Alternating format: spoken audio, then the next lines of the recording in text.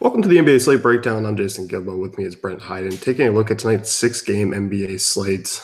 Weird for a Wednesday to have six games. I feel like I'm a little bit thrown off here, and it's not a great six-game slate either.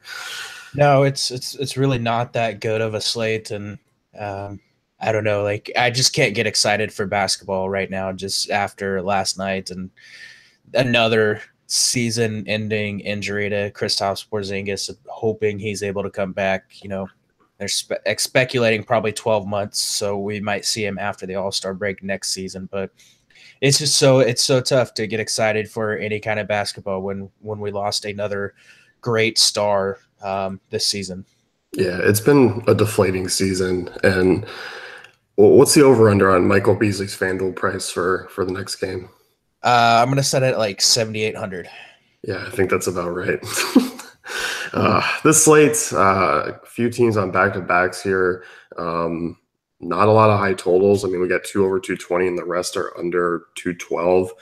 Um, it's just going to be another one of those slates. Yeah, we have 6 games and 5 teams are on back-to-backs. So lots of awesomeness and already a bunch of injuries and things to look out for. Yeah. Brooklyn, Detroit here. As my dogs go crazy. They don't like the slate either. Yeah. I'll let you dive into Brooklyn real quick.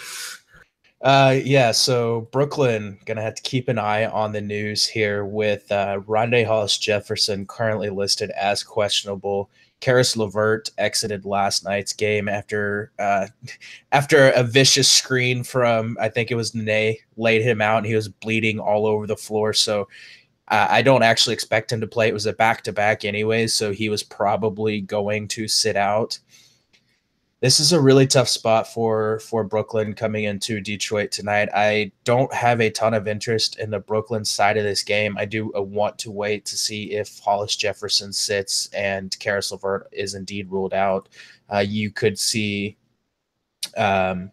Damari Carroll start at the 4 again, especially if AC is out as well. And Carroll will be a guy that I do have interest in just because I do want to get some exposure to guys that can connect on the 3 ball against a Detroit team that's giving up almost 38% from beyond the arc this season. Outside of Carroll, though, like the rest of the guys, Alan Crabb, Joe Harris, are interesting just again because they're 3-point shooters. Harris, 4,100 on DraftKings is really cheap. He's down to 38 on FanDuel, so I think he's usable in all formats. And then I think we have to talk about Spencer Dinwiddie, who 25 minutes last night, 18 points, 9 assists, 3 rebounds. He's had 3 straight games, 9, 10, 9 assists. So he's racking up the assists, starting to play a lot better recently. And he's down to 6,200 on DraftKings. He's still pretty cheap on FanDuel. Oh, no, they jacked his price up. So he's up to 6,900 again. I think he's usable on DraftKings in a revenge game for the Dinwiddie. When I came back in, I heard blood all over the floor, and I don't have much interest in the Nets. But I did hear Carroll. I definitely don't mind Carroll, as you said. Yeah, Dinwiddie, I mean, we kind of overlooked him last game, against Houston, and wasn't expecting much, but put up over 40 fantasy points in 25 minutes. Yeah, I mean, the run's going to be there. I think he's an interesting GPP option just because more ownership-wise, I don't think a lot of people are going to go with him. Yeah, and it's going to be interesting to see. I mentioned with Rondé Hollis-Jefferson questionable and Quincy AC questionable. Now that Detroit is running a 2 big lineup out there with Blake and Andre Drummond side by side, I don't necessarily know if they're going to be able to start Carroll at the 4. So we might see like Jarrett Allen slide to the 4 and Jahlil Okafor get some run starting at the 5, or maybe Mozgov starts or something like that. So I would definitely keep an eye on that starting lineup. And if Carroll is starting at the 3, I still have a significant amount of interest in him there. Yeah, definitely. And look at Jarrett Allen. I mean, still continues to be solid. Like, he's at a price tag that's a little bit high, but I mean, over 20 fantasy points in the last 4 games, and the usage rate's been there for Allen when on the court as well. Yeah, I mean, he's got 11 field goal attempts in 3 straight games. I don't mind using him in cash games. It is kind of a tough spot for him. I think I would rather, if I was going to get exposure here, punt with Jahlil Okafor at his price. Yeah. Anyone else you want to talk about? No. Detroit side of things here in a pretty favorable spot. We'll start with Andre Drummond, who you talk about in your GPP article. Just in a monster spot here to keep going.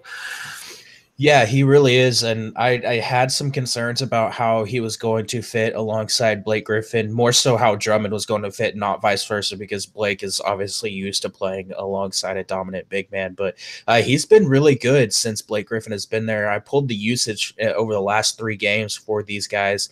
Andre Drummond is third on the team with a 26.8% usage rate. That's it's tied for third with Dwight Bikes, who's playing limited minutes. So excellent spot for Drummond. The usage is solid for him. He's racking up the defensive stats, which really, really boosts his value. 15 field goal attempts in 2 of his last 3 games, 12 field goal attempts in the other 2 of his last 4, shooting really, really well, pulling down the double-digit boards, going up against a Brooklyn team that we know just bleeds fantasy points to centers. They're 30th in the league, giving up 56.46 per game. That was pulled prior to last night's game where Capella went off. But I don't really see a way around fading Drummond tonight. Like, I know his price on DraftKings is up to 9,800, but that's still really, really cheap for a guy that has the upside he has. Now on FanDuel, and as I wrote in the tournament article, 11K is insane. Like, Anthony Davis is $900 more.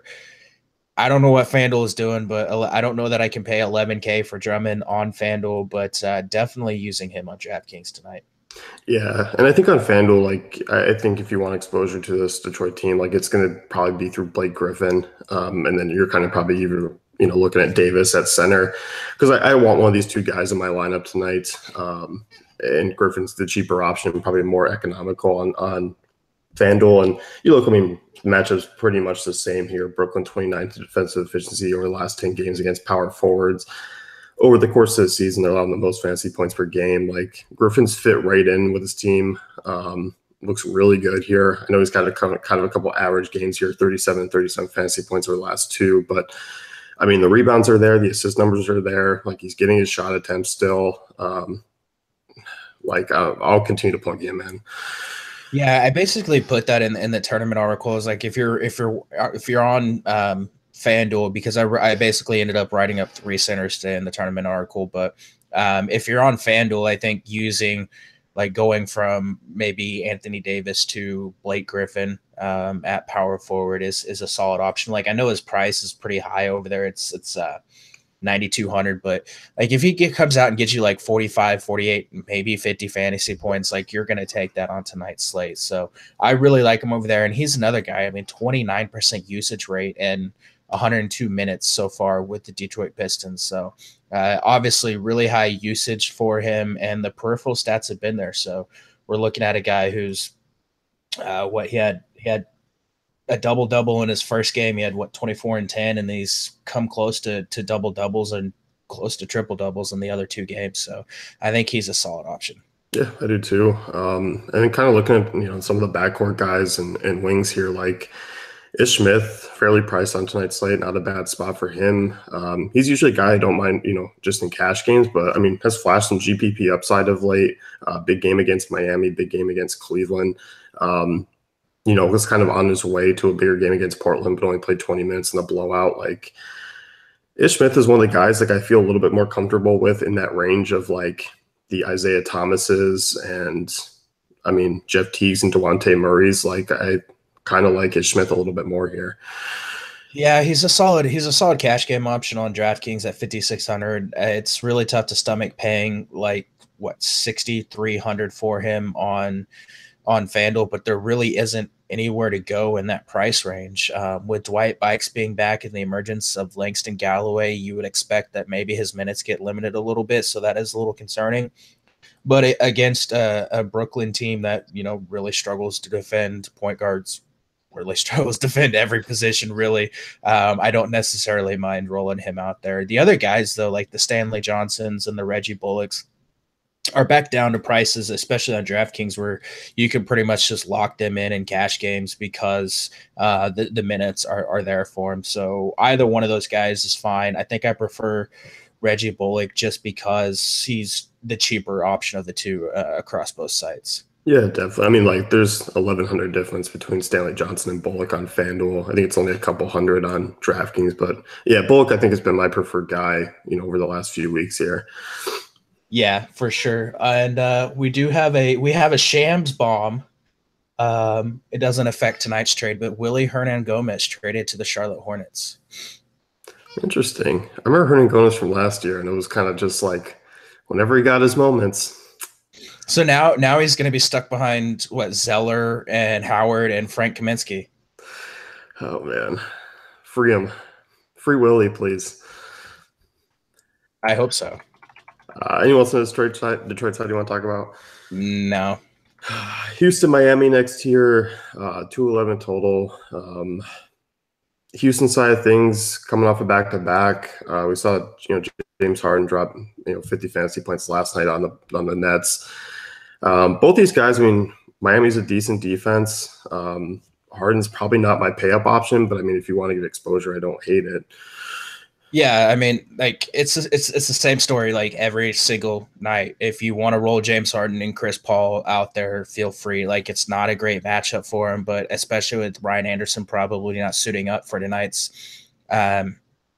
game, the offense is going to flow through those guys even more. So if you want to roll them out, feel free. I don't think they're the proper pay up options on tonight's slate. I think there's better places to go, but they're definitely a fine option.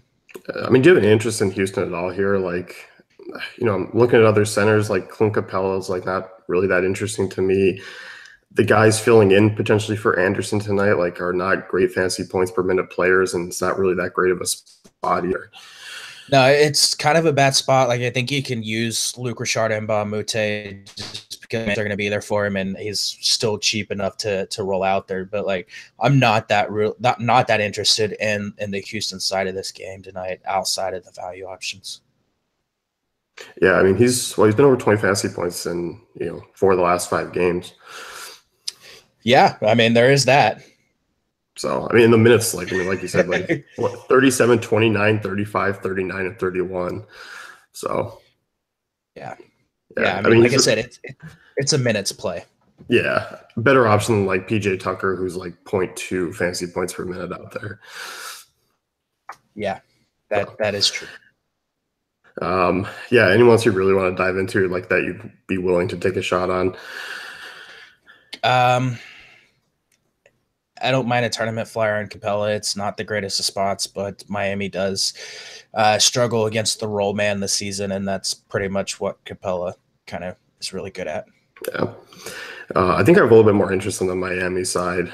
I know Houston's been playing well defensively.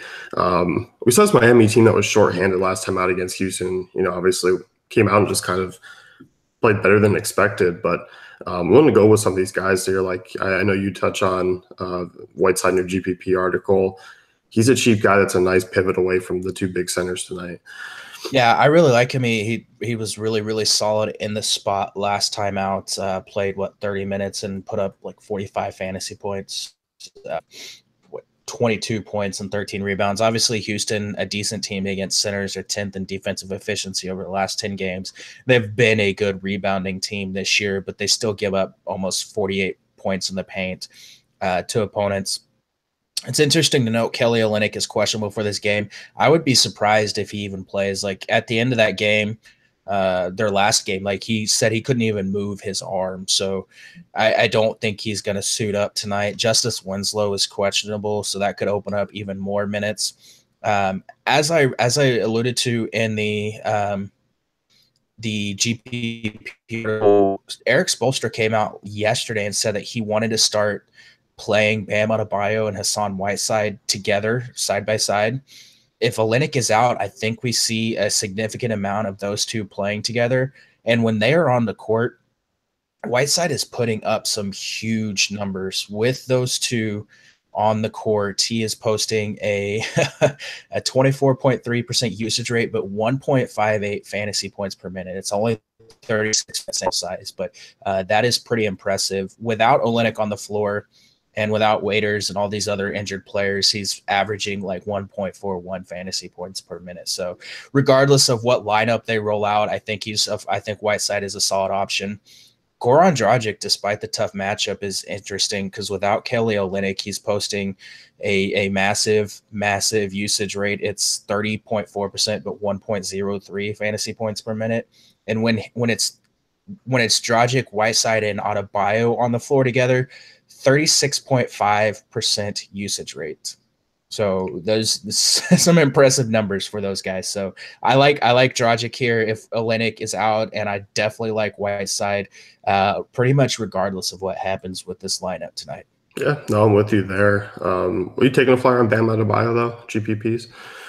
Yeah, I definitely think you can go there tonight. Yeah, I think the other name that I'd take a look at, Josh Richardson, once again, continue to get solid minutes, averaging over 30 fantasy points in his last 5. And we've seen Houston struggle against small forwards of late a little bit.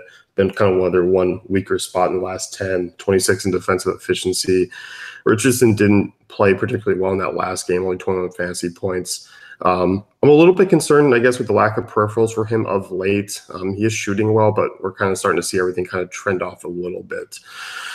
Yeah, and I think some of that has to do with Dragic playing a little bit better of late. I mean, the games where Richardson isn't really getting the assist numbers, it's because Dragic is getting like 6-7 assists per game. So he's fine if you want to get some exposure. His price has started to drop, so that makes him a little bit interesting. And you're basically you're taking a guy that's playing a lot of minutes, so I don't necessarily mind going there. I think Winslow is cheap enough to consider if he's able to suit up. I mean, he's only 4,100 on DraftKings. That's a solid price for him. 46 on FanDuel. He's been better of late. He's got 2 games with double-digit rebounds. Still not shooting the ball that well, but I think he's a guy that you can consider here. Yep. Anyone else you want to talk about? No. Indiana, New Orleans, 220 over under here. Starting with this Indiana side. Darren Collison's going to be out for a few weeks. We got Victor Oladipo questionable for tonight's game. We're going to be going through kind of some of the same stuff as last game. Like, we saw Corey Joseph struggle, let a lot of people down. Lance Stevenson's not priced up to the point where it's like you start really thinking about not playing him. Yeah, sorry, I was getting distracted. My phone's still blowing up from the Willie Hernan-Gomez stuff. But I assume you're talking about Victor Oladipo being questionable. Yeah, and then basically Corey Joseph, Lance Stevenson, Joe Young, guys, all these picking up minutes instead of. Yeah, I'm hoping Oladipo is actually misses this game because that's going to open things up a little bit. I still don't have interest in Corey Joseph, even with Darren Collison being out for like the next 3 weeks. Like, he's just not a very high usage guy. Like, the minutes are going to be there for him, but he's better off the bench. But like, Stevenson's going to eat into that usage and that role. So if Oladipo plays, I think you can. Yeah, no, I'm not even going to say it. So never mind. Just I'm fading Corey Joseph here, especially at the price tags. Yeah, I mean, there's other options. I don't think there's, you really have to go that way. There's other options even in that price range that I think have higher upside. And like you said, like, just not a big usage guy. And especially when Oladipo is going to be back, if he plays tonight, like, that's going to just further drop his usage down. Yeah. There's just better options to go with. The guy that I have the most interest in, and this is probably even if Oladipo returns, is I don't mind taking a shot on Joe Young, who actually played really well last game. 28 minutes, 6 of 10 from the floor, 24 fantasy points. Price is at $3K on DraftKings, 3,700 on FanDuel. If Oladipo is out, Joe Young is a 100% lock for me. If Oladipo plays, I think I'm still probably going to have a little bit of exposure to Joe Young just because he's a cheap option that could get you there tonight. Yeah, definitely. And if Oladipo plays, like, I have no problem getting some exposure to Oladipo here in this spot. Yeah, he's a guy that I would definitely have interest in the spots if he's able to suit up, especially at his price. He's 86 on DraftKings. That's pretty darn cheap in a solid matchup. 97 on FanDuel. I'm gonna pass on that. Yeah. I guess I have a little bit of interest in some of the bigs here. Like, once again, like, Miles Turner is going to be an interesting GPP option. Has struggled the last 2 games. one, he's probably just going to be battling health things, moving forward with the knee, but he's worth a tournament flyer at his price. I think, especially on FanDuel at 6,500, he's an interesting cheap option. We look at New Orleans, like even with Anthony Davis moving to the 5, it doesn't particularly steer me away from taking bigs against New Orleans. No, I do kind of like this spot in tournaments for Miles Turner, but like it's going to be tough because my center positions are locked up with Whiteside and Drummond on DraftKings, and like on FanDuel, 6,500. I don't know that I want to pay that, but it is a good tournament spot for him, so I don't mind going there. I think we kind of glossed over Lance Stevenson. I think he's still in play, even if Oladipo suits up, just because he's going to dominate usage on that second unit. He's going to get a few extra minutes here, and it's a home game, so we get the home game Lance narrative. So he's 5,800 on DraftKings. He's 56 on FanDuel. He doesn't have a bunch of upside at those prices, but I think he's a solid cash game option, regardless of Oladipo's status. Yeah, no, I like him too. No interest in the power forwards really for me here, Sabonis or Young. I'll be going elsewhere. Yeah, I don't really want to go there. Thaddeus Young is fine in cash. I mean, he's a guy who's been over 20 fantasy points in 4 straight. It's a solid matchup for him with Mirotic out there in the starting lineup. So I don't mind going there. And Bogdanovic would be a guy to get some exposure to if Oladipo sits, because he eats up a ton of usage. And as we saw against the Wizards last game, he can put up a big game whenever Oladipo is off the floor. Yeah, definitely.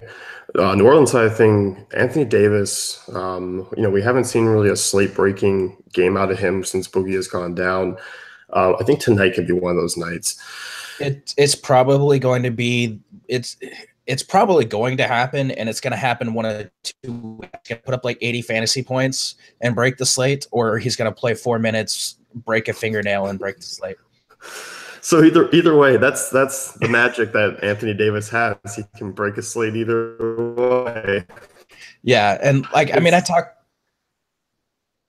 you were lagging pretty bad there, so I'll pick it up real quick while that straightens out. But I talked about the upside that Davis has in this matchup. Obviously, we know the usage is there, the fantasy point per minute there, production is there. It's been in both my GPP articles. It's going to be in today's, and it was in the last time these teams played. But I don't want to fade Davis here against a Pacers team that is one of the worst in the NBA against opposing big men. I mean, 28th in fantasy points allowed, giving up like 55 per game. They're giving up 43 rebounds per game, 46 points in the paint per game, 13 second chance points per game, no rim protection. They struggle against spot up shooters. They struggle against roll man, struggle against post up players. Hey, it's a spot where Anthony Davis should just absolutely demolish this team. Yeah, and I really like the 3 guys here, the 3 main guys for New Orleans. Like, I'll be getting some Drew Holiday exposure at his price. That FanDuel price at 7,600 is pretty nice given the position tonight. Holiday finally kind of bounced back after a few down games, put up over 40 against Utah. We've seen Indiana struggle against shooting guards of late as well, 28th in defensive efficiency over the last 10 games. They're in the bottom half in fantasy points allowed in that span. Especially at looking at DraftKings and their position eligibility tonight, like, I don't think I'm going to be taking a lot of true point guards. I might be looking at some shooting guards over in that area. Like you mentioned, if Oladipo plays, I don't mind locking up a point guard spot or Holiday with those guys as well. Yeah, Holiday's fine. We finally saw the game we were expecting out of him, and it happens against the Jazz. I think this is a spot where you go back to him if he's going to attempt, 17, 18, 19, 20 field goals and rack up the assist and the peripherals. I think he could definitely be valuable tonight, so I don't mind going there. Rondo is a tournament option only. He's a guy. I mean, he's coming off a big game against the Jazz. He's been over 35 fantasy points in 2 of his last 3. If he gets the minutes, he's gonna put up a big game. But like, you're taking a risk that he may not get minutes. So I do have a little bit of tournament interest in him. And then I think it should be noted, I don't know what the Pelicans are going to do, but Anthony Davis had an interesting quote yesterday saying that they're coming out flat in the third quarter, so they're going to change things up out of halftime, starting with tonight's game. I don't know what that means. I don't know if that means they're going to start, like slide Drew over to point guard and start and bring out like Darius Miller or Ian Clark or what. I don't know that we're going to get word what that change is going to be until it actually happens. So that does have me concerned with the Rondos and the Etuan Moores and some of those guys. Emeka Okafor drawing the start in the second half. No. Nikola Mirotic here, really down game against Utah. I have no problem going back here and using him tonight. Weirdly, Indiana's second defensive efficiency against power forwards over the last 10 games, but they're bottom 10 in fantasy points allowed. I just rarely trust the defensive efficiency when it has like Thaddeus Young playing 35 minutes at power forward. I mean, he's been playing defense better of late, so I mean, it could be that. It could just be some fluky numbers in there. I would have more interest in Mirotic if he was coming off the bench, just because the usage will be a little bit higher for him there. But I don't necessarily mind taking a tournament shot on him if he's starting. I don't know that we'll get that news before lock. I guess we probably should, but if he's off the bench, I think he's cash game viable on DraftKings. And if he starts, I think he's tournament viable on both sides. Yep. Anyone else you want to talk about here? Nah. Minnesota, Cleveland next. 224 total. Minnesota favored by 4. It should really be 14, I think, with how Cleveland's playing because they've just been god awful. Minnesota side, obviously, really good spot here against this Cleveland defense that's just been abysmal. I don't know. I mean, I guess we can start things off with like Butler and Towns, but I think I'm still going to be going other ways tonight and maybe taking shots on guys like Wiggins and Teague instead. I think Butler's fine. It's obviously a solid spot for him. We saw him smash against the Cavaliers last time out, and he only played like 20-something minutes, and he put up like 50 fantasy points. His Cleveland team's just terrible. Just terrible. I mean, they gave up like a 21-point lead to the Magic and lost by like 20 points. So it's like a 40-point swing to the Orlando Magic. Like, I retweeted someone last night, and it was like the Cavs have reached a new low in their season. Even Isaiah Thomas can see over it. Like that's how bad things are for Cleveland. Like, I would not be shocked to see them just get destroyed here by the Timberwolves. But I love Butler. I think he's cash game. I think he's a safe cash game option. He has plenty of upside. You mentioned Teague. Teague's interesting at his price tag. He's $5,700 on DraftKings. He's a little more expensive on he's $5,800 on FanDuel. He's definitely cash game viable at those prices. Even has some tournament upside in this matchup. So I think those are the two guys that I have the most interest in. And then Wiggins and Towns would be tournament guys for me. Like, I know there's the narrative for Wiggins. I just have a hard time trusting him on any given night because he just doesn't usually give you the rebounds and things like that. So you're relying on him to score a bunch, but 6,100 is a pretty solid price for him tonight. Yeah, and obviously I think like looking back, like Wiggins I think he's averaged 37 fantasy points in last 4 games against Cleveland. Put up over 30 fantasy points earlier this year. I know Teague didn't play in that game, so his usage rate was a little bit higher. I don't mind him at his price, especially FanDuel at 6,200. I'm going to be probably looking to get a lot of Minnesota exposure through Wiggins, I think, tonight. Not because of the narrative. One, it's a solid matchup, and I think just at that price, it's pretty nice. Yeah, I think the guy that I'm going to have the most exposure to in this spot is going to be Taj Gibson, though. I mean, we're talking about a guy still playing a bunch of minutes. Price is really, really, really, really fair. The Cavs really bad against power forwards. I mean, Taj pulled down at 16 points and 13 rebounds last time these teams faced off. I think you can definitely lock him in cash games. He's probably one of the safest options on the night, which is crazy to think from Taj Gibson. Yeah, and I mean, in this spot, like, he's got the upside. Like, we saw it last time out against him 16 and 13. Like, this is a good double spot here. Yeah, like I think this is a spot where like we see 32 fantasy points out of him again tonight. So I absolutely love him at that price. Yeah, and if you're building a bunch of lineups and like you want to play Teague and a couple in GPPs, I'm okay with it. But the minutes are coming down. Like we're starting to see Tyus Jones get more run. I think there's just more grumblings basically of Teague. It's just how awful he's been, and now that job's starting to slip away from him.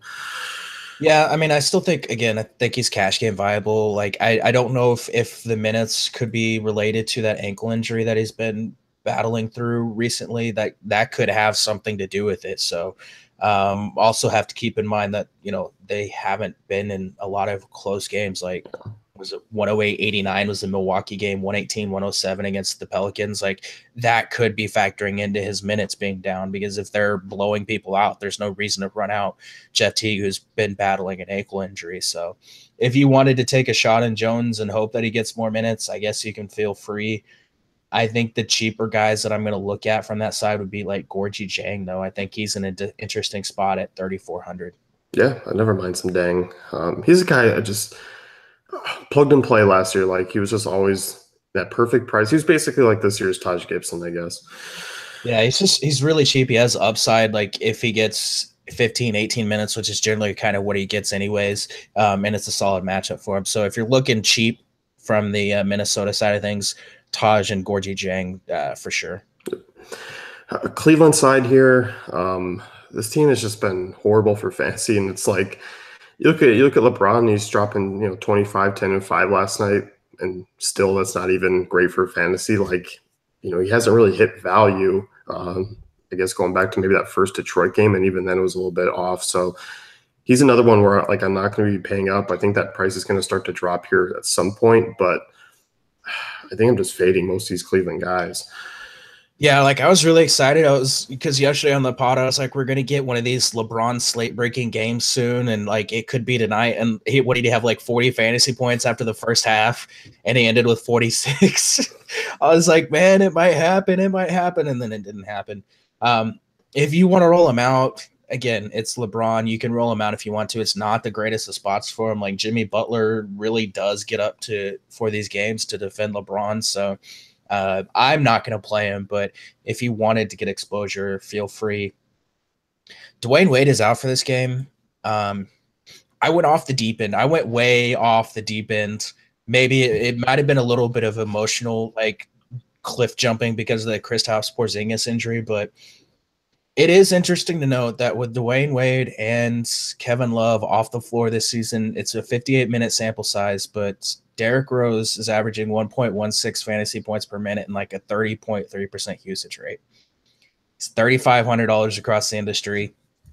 There's worse ways to punt tonight. So I think you might be able to get away with taking a flyer on Derrick Rose. And I put him in the GPP article. There's been 2 games that Dwayne Wade has missed recently. One of them was Detroit, and the other one was Indiana, I believe. And in those 2 games against Indiana, he played 15 minutes, 22 fantasy points. He played 9 against Detroit, had 2 fantasy points. So if we get one of those 22, 24 fantasy point games out of Rose, you're going to be really happy at that price. And literally nobody's going to play him tonight. Like nobody is going to look at Derrick Rose. So I don't mind taking a flyer there. No, just the people that somehow stumbled upon this podcast are going to be playing Derrick Rose tonight. They probably like just closed out of YouTube whenever they heard the name Derrick Rose. So hopefully they listened to why. I made sure to put him at the very bottom of the tournament article. That way, like you have to read the entire thing before you get to the Derrick Rose part. But if you're playing a bunch of lineups, just a sprinkle, just a little sprinkle. Yeah, you just need a little touch of cayenne right there. You don't want too spicy, just a little bit. Get that salt, guy. The rest of these names not too intriguing for me, like the Jay Crowders, the Jeff Greens, Channing Fries, even Isaiah Thomas. Like Minnesota has been awful against point guards, but I don't know how much I can get excited about Thomas here. It's his birthday. I don't care at this point. Are they even celebrating? Like he could be just pissed in and buy him a cake. He could be. I don't want to pay that price for Thomas. If you want to roll him out in tournaments, go for it. He's still like you're still counting on him to get to the free throw line and to rack up the assists to have value because he's still shooting really, really bad. I mean, 23% from the floor last game, and he's just he's attempting a ton of shots. So, I mean, that's promising, but he just can't hit anything. Jeff Green would be the guy that I would get some exposure to. He's really, really cheap. He's 3,700 on DraftKings. He's 3,700 on FanDuel. He generally performs really well when Wade sits, and you expect the minutes to be there now that, Kevin Love is out too. So I don't mind getting exposure to Jeff Green in cash and tournaments. J.R. Smith usually sees a bunch of extra minutes with Wade out, so you could go there as well. Yeah, Smith would be the one I'd probably take the most look at. I mean, 4,100 FanDuel. I mean, fairly cheap. Need about 20 fantasy points for him to really be happy, and he should be able to do that. He's averaging 21 over his last 5.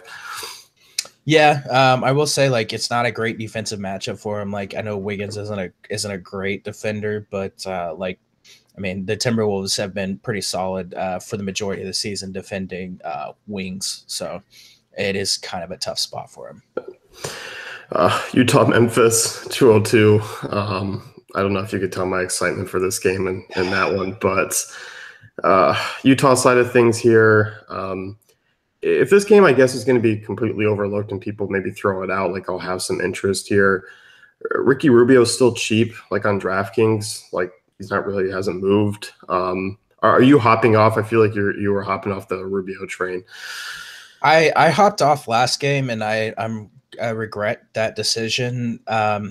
In the spot, I think you can keep rolling him out there. He's been really him and Gobert. I think I hopped on whenever they played that Atlanta game, the second game or second or third game back for Gobert, and I talked about how good Rubio is whenever Gobert is in the lineup, and it's continued. So they're running a lot of pick and roll, and Rubio's just shooting the freaking lights out coming off the pick and roll, and Memphis does kind of struggle to defend the pick and roll. So I think in a spot where people aren't really going to look, I think you can go back to the Rubio well here. And it's interesting to note over the last 4 games, they're averaging they've scored over 120 points in their last 4 games. And it's the third time in franchise history that's ever happened for Utah. If they're going to put up 120 points again, it's going to have to come from somewhere. So, and it damn sure is not going to come from Rodney Hood. I don't care. Rodney Hood is dead to me, just absolutely dead to me. I am not going back to the Rodney Hood train here. I will, if people want to chase Rodney Hood's 40 fantasy point game, feel free, but I will not be one of them. No, I'm not going there either. It's Mitchell and Rubio out of this backcourt that I have the interest in. We look at Memphis. They've been struggling a little bit against point guards of late. Allowing them to shoot 48% from the field over the last 10 games, 27th defensive efficiency, bottom 10 in fantasy points allowed. We've seen this defense slip off, and you talked about Memphis still a solid rim protector team, but it doesn't really matter a whole ton for Rubio here right now. Yeah, it really doesn't, because he's not necessarily taking a bunch of shots at the rim, so he's kind of living in that mid-range. So I think this is a spot where he can actually still put up a solid game. Yep. And then Mitchell's down to 7K, coming off I guess a weird game. He only played 19 minutes against New Orleans. I don't know if he was completely back from that illness or not, but 7K is really interesting for him. Yeah, it is. I don't mind taking a tournament flyer, but I don't know that I want to go there in cash against Memphis. Memphis is still an okay defensive team. They still play really slow. This game does not project to score a ton of points, so I don't want to get a bunch of exposure to it. But it would definitely just probably be Rubio in all formats and some GPP exposure to Mitchell. Yep. I think Holiday would be a better cash game guy if you're looking in that price range. As far as the front court goes here with Gobert and Favors, do you have any interest? No, there's better places to go tonight, I think. Yeah, and I'm not really looking at the wings. Your boy Royce O'Neal's been having some solid games, though. He has minutes. He played 20 against the Pelicans, but that's coming off of games. He's shooting 85% from the floor in those last 2 games. I don't expect that to continue. If you want, he's 3,700 on DraftKings on DraftKings, and what is he on FanDuel? He is 4K. I'd rather punt power forward with Jeff Green than go with Royce O'Neal tonight. Yeah, I don't mind him. Like you said, he is shooting. He's shooting the Rodney Hood special of late. But I mean, 5, 6, 6 rebounds here, a couple of assists as well. He's got 5 steals over the last 3 games. Not a huge usage guy, but I mean, still at 4K, like I don't mind it. Yeah, like I said, I think I'd rather go with Jeff Green. I just don't want to sprinkle in a bunch of exposure to this game. Like, it's just not that appealing to me. Yeah. On the Memphis side, I don't have a lot of interest here. Some of these guys are cheap. I mean, we're still seeing Andrew Harrison and Wayne Selden that are pretty cheap, and they're all right, but this isn't the greatest of matchups really for anyone here. No, I mean, they rolled 11 players out last night. So, like, there's just too many guys. Like, if we get an injury report that comes out and everyone is listed as questionable or doubtful, or 4 or 5 players are ruled out because it's a back-to-back, I would have more interest. But right now, you're rolling out 11 bodies in a bad matchup. Like, I don't really see a reason to go there. Like, maybe some Marc Gasol in tournaments, and that'd be about it. Like, there's so many better places to go. We've already talked about some other better value options that you don't have to roll out guys on a team that are on a back-to-back, and with the crowded front court, back court. Yeah, like I'm fine with just an all-out fade of Memphis. Yeah, and it's kind of interesting to note these teams when they've played. Like I know I mentioned Utah playing or Utah scoring over 120 points in the last 4 games, but the losing team and the last 30 meetings between these teams dating back to 2008 has been held to fewer than 100 points. So I don't think Memphis is going to win this game. And so if history continues to go the way that it has the last 30 games, like they're not going to score 100 points, and you're playing 11 guys and a bunch of them are guys that are jump shooters on a second night of back-to-back, like that's a hard pass. Yeah, Utah's favored by 7 on the road here in Memphis. I think that's pretty telling. Yeah, that is. Last game of the night, Spurs and Phoenix. Spurs are favored by 9.5, 204 over under. We got Phoenix on the back-to-back. I kind of expect the Spurs to come in and kind of roll through Phoenix, but Phoenix is also pretty limited as far as bodies go. We'll start with the Spurs side. I don't mind them, but I kind of feel like some of these guys' ceilings are a little bit capped. I think I'm going to go with the cheap guys and probably the cheap guards more so here. Yeah, it is interesting to note. Like, I don't know that San Antonio just rolls over the Suns here. Like, San Antonio has been really bad on the road this season. They're 12-15 on the road. Like, that's very un-San Antonio. Like, I wanted to read this off to you, this paragraph that I have here in my podcast notes, and I want you to tell me which team you think this is talking about. So, they went through their first full practice in 55 days on Monday, and that's following a stretch which they've lost 2 in a row, 3 of their last 5 home games, and 10 of their last 19 games. And they've shot 36.9% from the floor over that stretch. So they lost 10 of their last 19? Yes. Which team do you think that's talking about? Spurs. Yeah, it is.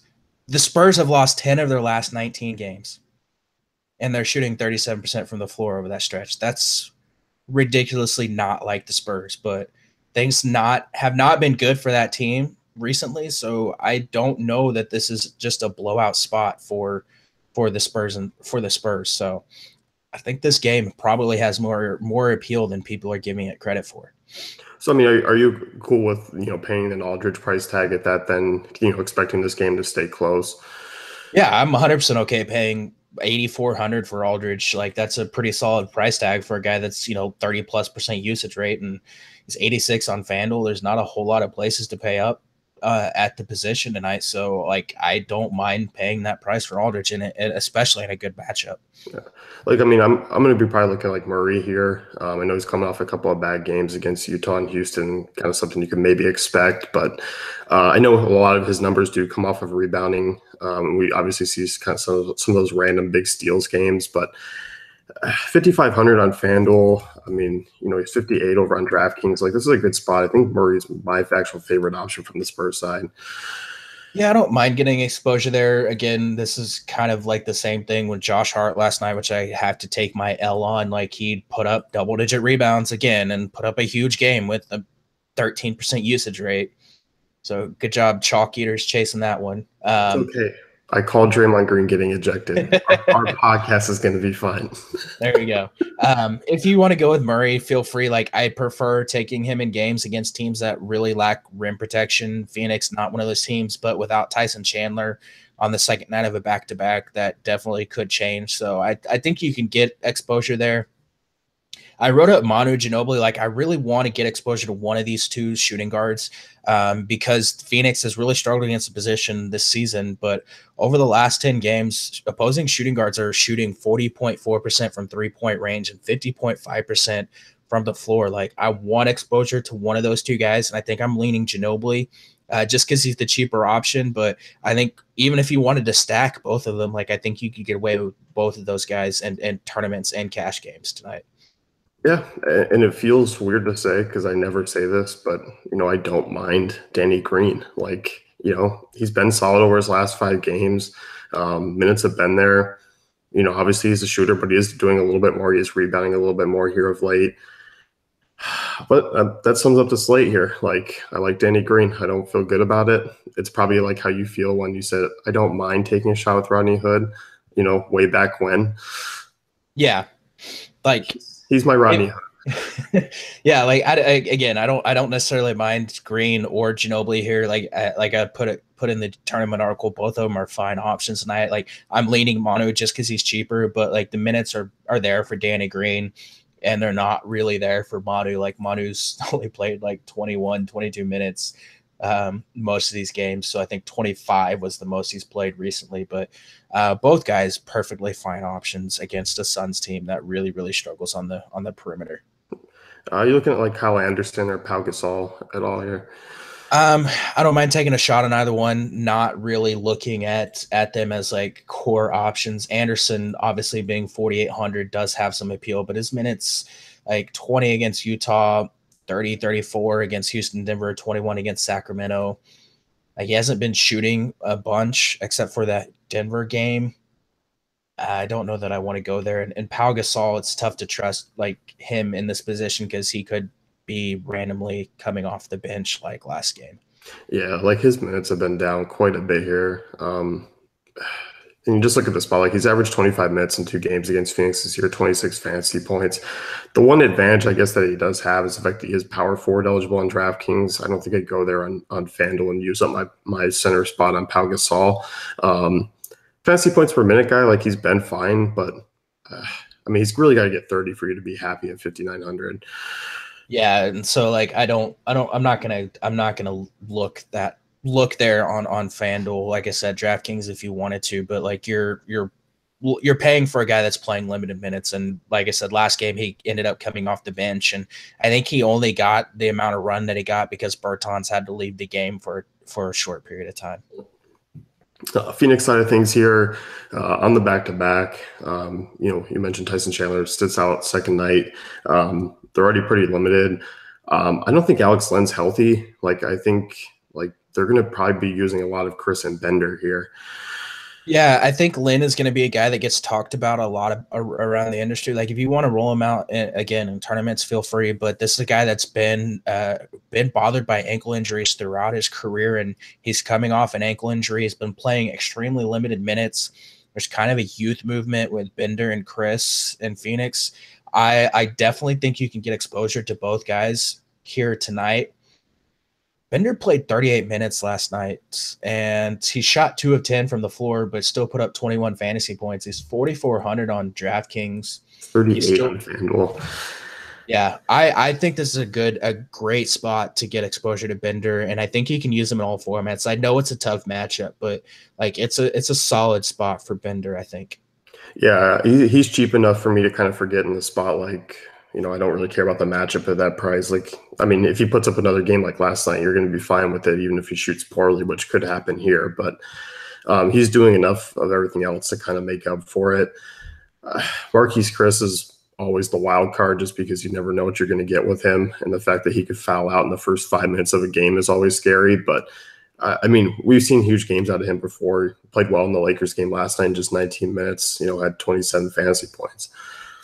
Yeah, it's kind of mentioned he only had 2,019 minutes against the Lakers, which is crazy considering they're a team that, is really, really active and does kind of drive into the paint a lot. Foul trouble the last 2 games has not really been a thing for Chris. So I don't expect that to continue because it's Marquise Chris and the dude can't stay out of foul trouble. But he's another guy. Like, you expect the minutes to be there for him tonight with no Tyson Chandler.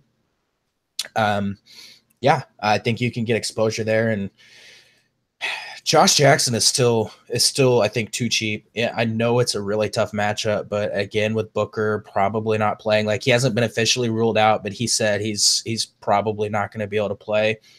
I mean, I can't say no to a guy with 19 field goal attempts. Like, he's shot 36% from the floor last night, but it's a tough matchup. But Josh Jackson's still way too cheap for his upside here. Yep, I'll continue to go back to that well. Like, the usage is going to be there, the minutes are going to be there. Like you say, still too cheap. My preference over Warren, easily at that price. Yeah, and I would definitely keep an eye on the news. Warren hit his head really hard on the court last night, and he's a guy he's battled concussion issues in back-to-back seasons. I know he had it earlier this season. He had it last season too.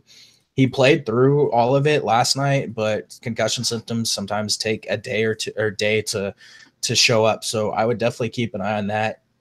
Cash game, sure. But I'm not banking on him putting up another 44 fantasy points tonight. No, I'm not either. And I'm not really looking at the guard situation here, like basically Ulyss and the surrounding crew. Ulyss kind of let everyone down last night. Not the greatest of matchups. I mean, he played 30 minutes, 4 of 11 from the floor. I mean, he just didn't really do much. He's probably going to be popular again tonight, despite the matchup, just because of his price. I think I would rather just take a shot on Josh Gray, who only played 17 minutes, but almost 14 fantasy points. Like, he racked up fantasy points quick, fast, and in a hurry. So I think I would have maybe a little tournament exposure to him if Joe Young or someone like that doesn't open up. Yeah, he's got a much higher usage rate, 21% on the floor over those 2 games. Yeah, and I mean, 7 shots in 17 minutes, like, that's he came out like really, really hot in that first quarter, first half, and I think he had like 12 of his 13.5 fantasy points in like the first quarter. So yeah. He's a guy, he's just really active, so I don't mind a tournament shot on him. I'll play tonight. What do you want to do? I'll let you pick. Dealer's choice here. I don't know. Let's go value, I guess. Oh, fun. I guess I'm gonna take a pick here just because it's nice when I get to go first from sometimes. God, I don't know.